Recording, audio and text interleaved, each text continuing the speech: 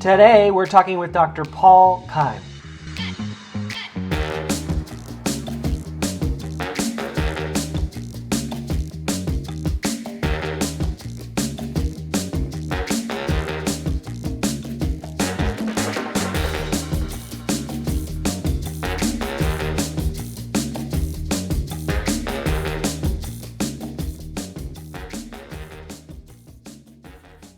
Welcome to 10 with Palm, a series created to dialogue for 10 minutes with community leaders and those of influence throughout Arizona.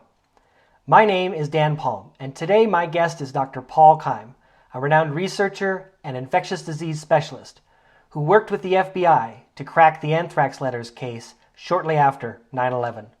Dr. Keim is the executive director of the Pathogen and Microbiome Institute at Northern Arizona University. Today I sat down for a conversation on what scientists have learned about the COVID-19 virus, how concerned we should be, and the countdown towards living in a post-COVID world. Hello, Dr. Keim. Great to have you here on 10 with Palm speaking with us today about such an important topic. I'd like to start off by asking you to share what has the scientific community learned about COVID-19 over the past year? Well, of course, it's been a really fast learning curve. This virus emerged in China probably in early December of 2019. And of course, early on, we weren't sure if it was going to make it here, or if it did make it here, if it would explode. We've seen this type of thing before with Ebola, for example, in West Africa. Certainly SARS-CoV-1 spread around the globe, but never really took off anywhere but in Asia. And we see MERS do this all the time. MERS is another coronavirus that is based out of the Arabian Peninsula. Nobody really knew what was going to happen, but we knew what could happen because we've been thinking about it, and we prepared as best as we could with the diagnostics.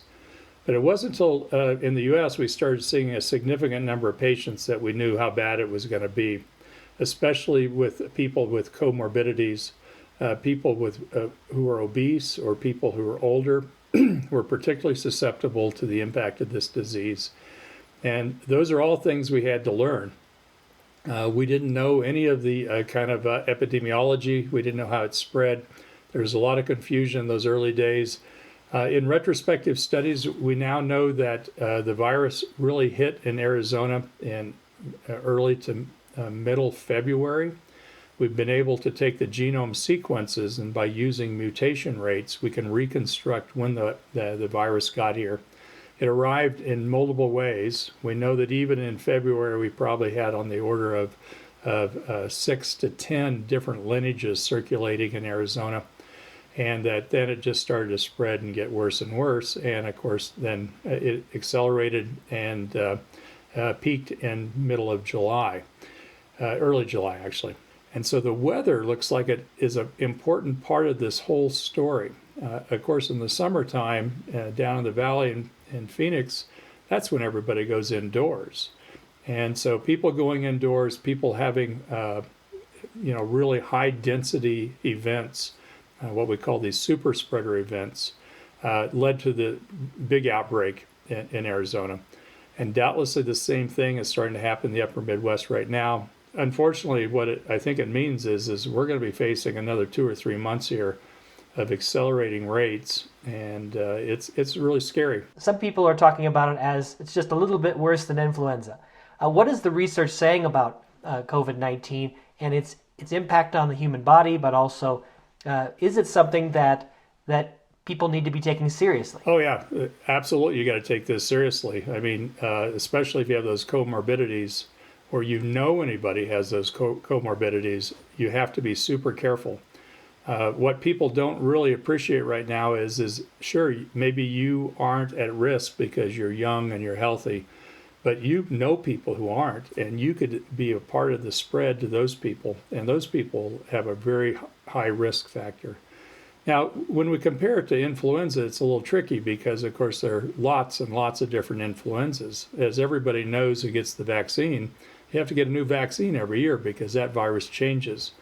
And so, the most infamous of all the influenzas is probably the 1918 flu, where we lost, tens of maybe 50 million people worldwide.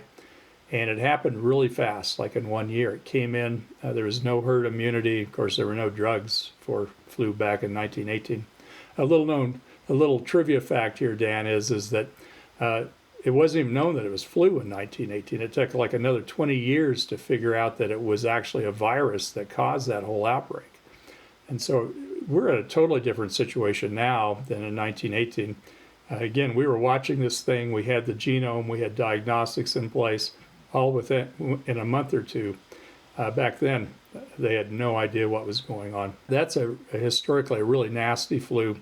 There's some other really nasty flus out there that have come close to breaking out but haven't quite. Many people have heard of the avian influenza. It devastates birds, and if it gets into a person, the mortality rate on that is 60%. And so there's only been about 600 or 700 cases of that in humans, but of those, 60% died. So if that flu had actually taken off and transmitted very rapidly from person to person, it could have been much, much worse than the coronavirus. Some of my friends say that this coronavirus isn't as bad as it could have been, and that it's actually a wake-up call for us because the big one is still out there waiting to come in and slam us. Now, what's also interesting about it is, and contrasting it with the SARS coronavirus 1, is that that virus, people got really sick, and you knew it. When you got that flu, you knew it. It's clear that one of the unique aspects of this influenza is that there's a lot of asymptomatic carriage. So there have been some estimates recently, as many as 3 for every single case of COVID-19 you see, there's 3 others out there that you don't. And what that's meant is it's been very hard to control because people are spreading it. People are getting the disease and spreading it and never even knowing they have it. And, one of the first things we had admonished people to do back in February and March was, if you're sick, stay home and do a self-quarantine. Well, if you don't know you're sick, you can't do that. And so that means it's been a very difficult thing to track and to control because of this asymptomatic carriage. It's hard to have a crystal ball about where all this will go, but if you look at this historically, where do you think we are in the timeline of this pandemic, and what are the possible outcomes that we may be seeing? Well, I'll look into my crystal ball here, and you can come back in a year and tell me I was wrong. But what I think is going to happen here is I think we're going to have a really hard winter. We're going to have, unfortunately, a lot more cases. Let me step back for a moment and just say one of the things that has really improved is physicians have learned how to treat this disease much better than back in February, March into April. The mortality rate on a per case basis is dropping tremendously, and it's because physicians are starting to figure out how to deal with this using standard medical practices and some of the tools they have, like some of the steroids, dexamethasone, which is something, for example, that the president received when he had COVID-19. The drugs that are coming onto the market have not proven to be game changers to this point. One of the certainly the hydroxychloroquine was just a decoy. It was, as it turns out, a wolf in lamb's clothing. You just don't want to be messing with that drug, and so that was being pushed, unfortunately. But remdesivir, which is another drug that came on the market, does appear to work, but only a little bit. It's not it's not like you take it and you're done. But it's one of those tools in the tool chest that physicians have. And so the mortality rate is dropping. And so this winter, while I think we'll have a lot more cases and we will have a lot more deaths, the death rate will be much better than it was 6 months, 8 months ago. As we come out into the out of winter, into the springtime, a couple of things are going to happen. First off, this climate effect where people are more outdoors and you open the windows up. Hopefully we get more compliance with mask wearing in particular, because that clearly cuts down upon the spread through the air. And so if we can get those things going on as we come out of the wintertime, we're also going to start seeing the first vaccines being distributed. And, I don't know which one's going to hit first. I don't know which one's going to be the most efficacious. But I'm very, very hopeful that one or more of these, maybe all, but a lot of them are going to work and at least provide some protection. And if we can get some protection and we can get some, we're going to have herd immunity, more herd immunity coming out of the winter as well. So I'm actually hopeful that as we move into the summertime, the disease incidence is going to drop tremendously, and we can start to really relax a little bit and start living lives more like what we did a year ago. Thank you, Dr. Keim. If you've not yet followed or subscribed to 10 with Palm, I encourage you to do so and join the conversation. My name is Dan Palm.